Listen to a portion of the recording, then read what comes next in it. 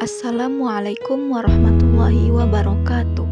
Halo teman-teman semuanya, perkenalkan saya Lailatul Sahira, jurusan Tasawuf dan Psikoterapi semester 5. Mungkin langsung saja ya, di video kali ini saya akan membahas tentang salah satu tokoh tasawuf yang mana beliau bukan hanya seorang ulama, tetapi juga seorang pejuang ilmu yang mengubah wajah di Aceh pada masanya. Mari kita kenali lebih dekat Nuruddin Ar-Raniri, sang pembawa pencerahan spiritual dan intelektual di bumi Serambi Mekah. Nuruddin Ar-Raniri adalah seorang tokoh penting di abad ke-17. Beliau dikenal sebagai negarawan, ahli fikih, teolog, sufi, sejarawan, dan sastrawan yang punya pengaruh besar dalam sejarah Melayu.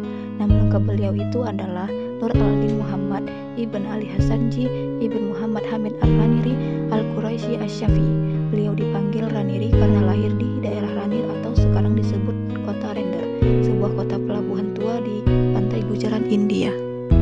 Nuruddin Ar-Raniri meninggal dunia pada tanggal 22 Zulhijjah 1096 Hijriah atau berdepatan pada tanggal 21 September 1685 Masehi di India.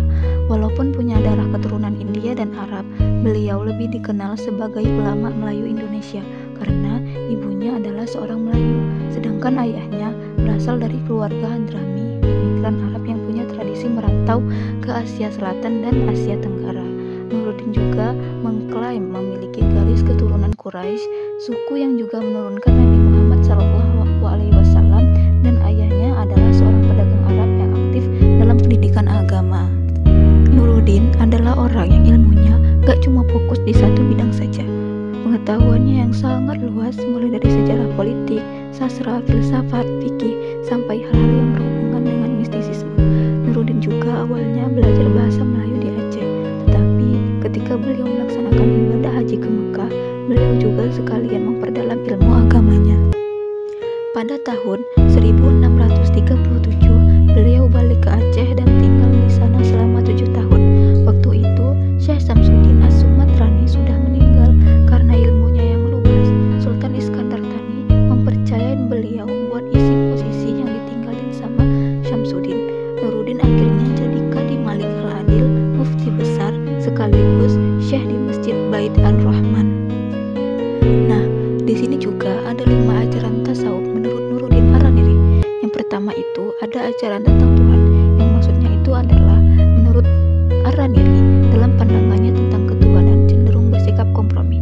Beliau mencoba menggabungkan pemikiran para mutakallimin dengan para pandangan sufi, terutama yang diwakili oleh Ibnu Arabi. Menurut beliau, pernyataan wujud Allah dan alam itu satu. Maksudnya adalah bahwa alam ini hanya sisi lahir dan hakikat batinnya, yaitu Allah seperti yang dijelaskan oleh Ibnu Arabi. Tetapi sebenarnya pernyataan itu menjelaskan bahwa alam ini sebenarnya tidak ada, yang ada hanyalah Allah yang Maha Kuasa. Jadi gak bisa dibilang kalau alam ini terpisah atau menyatu dengan Allah. Untuk ajaran kedua, ada ajaran tentang alam, yang mana menurut Ar-Raniri, alam semesta ini diciptakan oleh Allah lewat proses tajalli. Beliau gak setuju sama teori Al-Faid dari Al-Farabi, karena teori itu bisa bikin orang percaya kalau alam ini qadim alias gak punya awal dan akhirnya, bisa bikin orang jadi musyrik. Buat Ar-Raniri, alam dan falak itu kayak wadah buat nunjukin nama-nama dan sifat-sifat Allah dalam bentuk nyata. Misalnya, sifat ilmu terlihat di akal, nama Rahman muncul di arsy, nama Rahim terlihat di kursy, nama Rozik ada di falak ketujuh, dan seterusnya. Untuk ajaran ketiga, ada ajaran tentang manusia. Menurut Ar-Raniri, manusia itu adalah makhluk Allah yang paling sempurna di dunia. Soalnya, manusia jadi khalifah Allah di bumi dan diciptakan dengan citranya.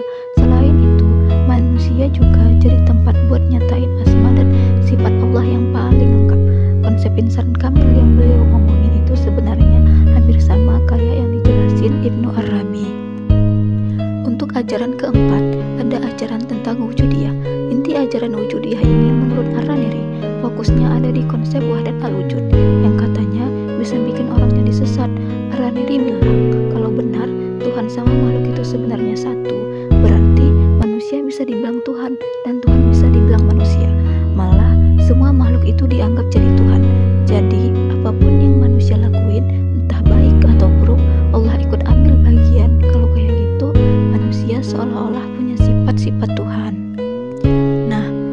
ajaran yang terakhir, ada ajaran tentang hubungan syariat dan hakikat.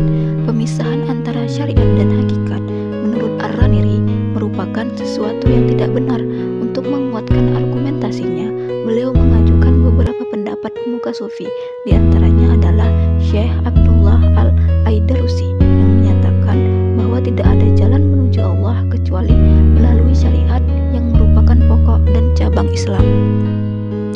Jadi kesimpulannya adalah Nuruddin Ar-Raniri adalah seorang ulama dan tokoh tasawuf terkenal dari Aceh pada abad ke-17 yang berperan penting dalam perkembangan Islam di Nusantara.